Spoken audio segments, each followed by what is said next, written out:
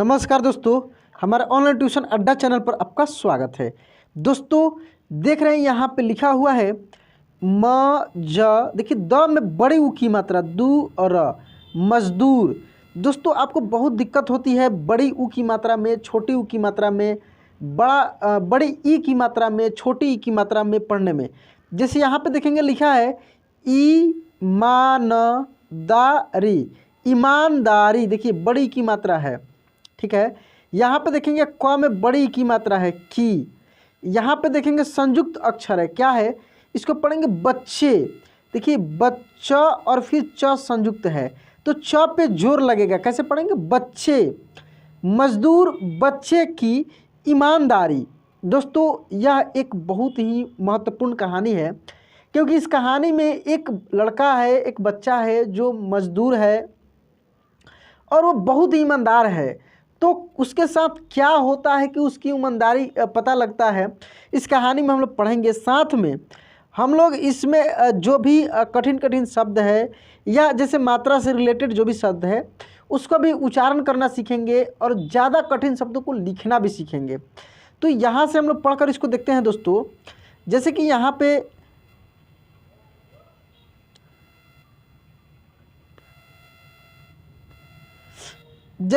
पे देखेंगे लिखा हुआ है एक दिन एक अमीर, देखिए माँ में बड़ी की मात्रा कैसे पढ़ेंगे, अमीर आदमी के घर की चिमनी।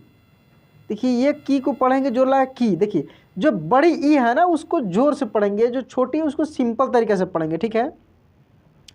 चिमनी साफ करने के लिए मजदूर लड़के को बुलाया, ठीक है। अब इसके बाद देखते हैं यहाँ से लड़का सफाई करने लगा। देखिए सफाई कैसे पढ़ेंगे, सफाई करने लगा। उसने कमरे में सुंदर चीज़ों को देखा और उन्हें सजाया। वह कमरे में अकेला था, वह कमरे में अकेला था, इसलिए उसने सब कुछ उठा लिया, इसलिए उसने सब कुछ उठा लिया। अचानक उनका ध्यान, क्या पढ़ेंगे इसको ध्यान, देखिए आधा ध है या और न ध्यान, आधे अक्षर को हम लोग तेजी में पढ़ते हैं तो इसको पढ़ेंगे ध्यान। हीरे मोती से बनी एक घड़ी की ओर गया, यह सोना था, घड़ी की ओर गया, यह सोना था। उसने घड़ी उठाई और देखने लगा, उसने घड़ी उठाई और देखने लगा। वह इतना सुंदर था कि उसने अपना आपा खो दिया, वह इतना सुंदर था कि उसने अपना आपा खो दिया। उसने कहा कि अगर मेरे पास ऐसी घड़ी होती तो उसके मन में पाप आ जाता। उसने कहा कि यदि मेरे पास ऐसी घड़ी होती तो उसके मन में पाप आ जाता। उसने घड़ी चुराने का फैसला किया, घड़ी चुराने का फैसला किया, लेकिन दूसरे क्षण में वह डर के मारे चिल्लाया। इसको पढ़ेंगे चिल्लाया, देखिए ल पे जोर देंगे, चिल्लाया, हे भगवान मेरे मन में कितना बड़ा पाप आ गया है, हे भगवान, मेरे मन में कितना बड़ा पाप आ गया है। अगर मैं चोरी करते पकड़ा गया तो मेरी कितनी दयनीय स्थिति होगी। यदि मैं चोरी करते पकड़ा गया तो मेरी कितनी दयनीय स्थिति होगी। सरकार सजा देगी, आपको जेल जाना होगा और पत्थर फेंकना और तेल से बाहर निकलना शुरू करना होगा। पत्थर फेंकना, तेल से बाहर निकलना शुरू करना होगा। अगर ईमानदारी चली गई है तो कौन मुझ पर विश्वास करेगा और मुझे घर आने देगा। चोरी यदि वह मनुष्य के हाथ से न पकड़ी जाए तो परमेश्वर के हाथ से कुछ भी नहीं छूटता। माँ हमेशा कहती है कि हम भगवान को नहीं देखते हैं। माँ हमेशा कहती है कि हम भगवान को नहीं देखते हैं, लेकिन भगवान हमेशा हमें देखते हैं।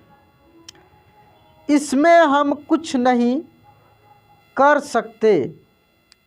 वह न केवल अंधेरे में देखता है, बल्कि वह जानता है कि उसके मन में क्या है। वह जानता है कि उसके मन में क्या है। बोलते बोलते लड़के का चेहरा गिर गया और उसके शरीर से पसीना निकलने लगा। वह कांपने लगा। घड़ी को सही जगह पर रखते हुए उसने जोर से कहा, लालच बहुत बुरा है। लोग इसी लालच में फंस जाते हैं और चोरी कर लेते हैं। लालच बहुत बुरा है, लोग इसी लालच में फंस जाते हैं और चोरी कर लेते हैं। मेरे लिए एक अमीर आदमी की घड़ी क्या अच्छी है। लालच ने मुझे बर्बाद कर दिया है, लेकिन दयालु भगवान ने मुझे बचा लिया है। अब मैं कभी लालची नहीं होऊंगा। चोर कितना भी अमीर क्यों न हो, चैन से नहीं सोता। ओह, यह एक चुराए हुए मन का फल है। न जाने मुझे कितनी पीड़ा और कष्ट सहने पड़ते। इतना कहकर लड़का शांति से अपना काम करने लगा। मकान मालकिन पास के कमरे से देख रहा था और सुन रहा था। वह तुरंत लड़के के पास पहुंची और बोली, अरे लड़के, तुमने घड़ी क्यों नहीं ली? यह सुनकर बालक सन्न रह गया। अगर उसे काट दिया जाता तो उसके पास खून नहीं होता। वह सिर पकड़कर जमीन पर बैठ गया और कांपने लगा।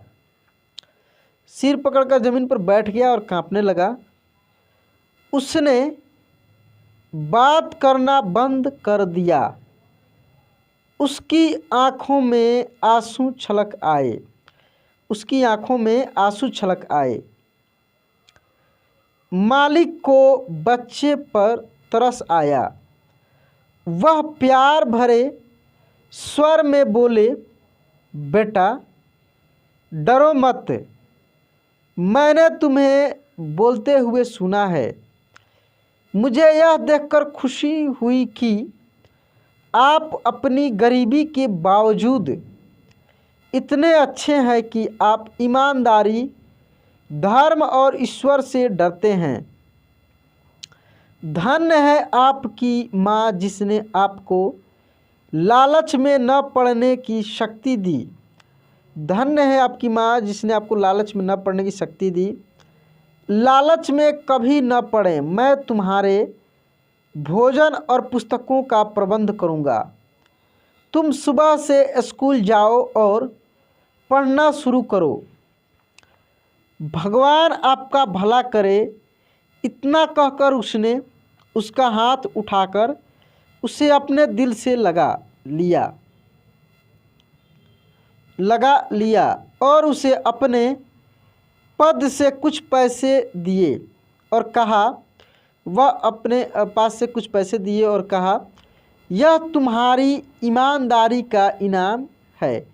यह तुम्हारी ईमानदारी का इनाम है। मालकिन के प्यार भरे शब्दों से लड़के का दिल खुशी से भर गया। उनके चेहरे पर कृतज्ञता झलक रही थी। वह अगले दिन स्कूल जाने लगा। बाद में वे एक महान विद्वान और प्रतिष्ठित नागरिक बने। इस तरह उन्हें कड़ी मेहनत और सच्चाई का फल मिला। इस कहानी से हमें सीख क्या मिलती है दोस्तों?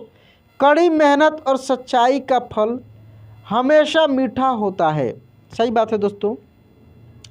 आप सुने होंगे कभी पानी में कंकड़ नहीं गलता है, और जो सच्चा है, सही है, वो सही ही रहता है। कुछ क्षण के लिए उसे दबा सकते हैं, गलत कर सकते हैं, लेकिन वो एक न एक दिन सही साबित हो के ही रहता है। तो दोस्तों यह स्टोरी कैसा लगा प्लीज़ कमेंट बॉक्स में लिखकर बताइएगा। और यदि आपने इस चैनल को सब्सक्राइब नहीं किया है तो प्लीज़ सब्सक्राइब कर लीजिए, बेल आइकन दबा के ऑल पे क्लिक कर लीजिएगा। चलिए दोस्तों आज क्लास यहीं पे एंड करते हैं, मिलते हैं अगले क्लास में। जय हिंद।